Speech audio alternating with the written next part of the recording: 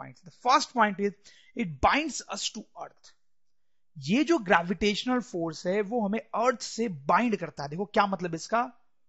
तो students this is earth. हम सब लोग अर्थ पे ही रहते हैं, अर्थ के सरफेस पे रहते हैं। जैसे हम यहां पे रहते हैं अर्थ के सरफेस पे, यहां पे अर्थ के सरफेस पे, ठीक है, अर्थ के सरफेस। यहां पे तो पानी है, पानी में तो रहते नहीं हम। तो अब यहां पे आप ग्रेविटेशनल लॉ को लगा के देखो क्या होगा। ये अर्थ है, ठीक है, और इस आदमी को आप कंसिडर करो। ये अर्थ है, उसके पास मास होगा, बिल्कुल, अर्थ के पास तो बहुत मास होता है, आदमी का भी मास होगा कुछ।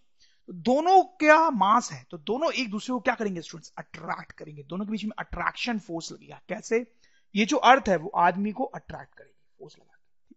अर्थ जो है वो आदमी को अट्रैक्ट करेगी, और आदमी जो है स्टूडेंट्स वो अर्थ को अट्रैक्ट करेगा।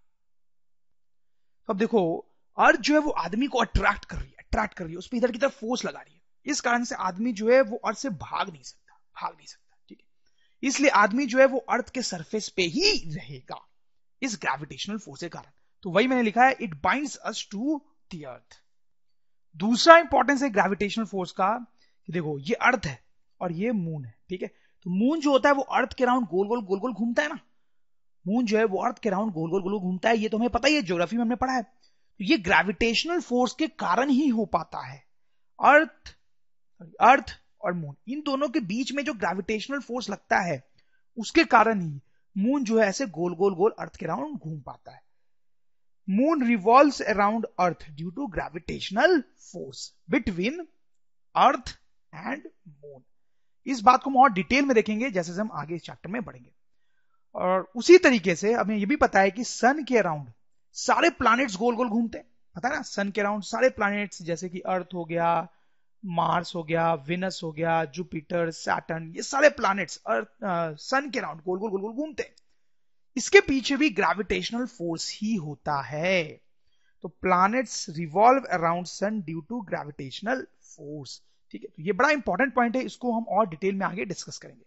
तो अभी तक हमने दो इंपॉर्टेंट रोल देखे ग्रेविटेशनल फोर्स का। First, it binds us to earth, वो हमें अर्थ से बाइंड करके रखता है। दूसरा, कि मून जो अर्थ के राउंड घूमता है और प्लैनेट्स जो सन के राउंड घूमते हैं वो ग्रेविटेशनल फोर्स के कारण ही होता है। नाउ एक और इंपॉर्टेंट रोल मैं आपको बताना चाहता हूं। Tides in seas are caused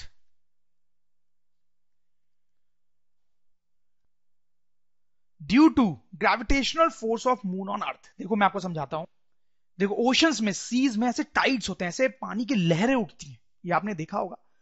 तो इसके पीछे भी एक्चुअली ग्रेविटेशनल फोर्स ही होता है। Tides in seas are caused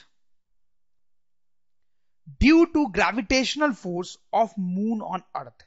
moon का, हमने देखा था, मून का अर्थ के ऊपर जो ग्रेविटेशनल फोर्स होता है, मून का अर्थ के ऊपर जो ग्रेविटेशनल फोर्स होता है उसके कारण ही ये टाइड्स एक्चुअली क्रिएट होती है। बहुत डिटेल में तो ये चीज हम नहीं देखेंगे, वो हम हायर क्लासेस में देखेंगे, बट आपको एटलीस्ट पता होना चाहिए कि समुद्र में जो टाइड्स आती हैं वो मून के ग्रेविटेशनल फोर्स के कारण आती है स्टूडेंट्स, ठीक है। These are some important uses of gravitational force.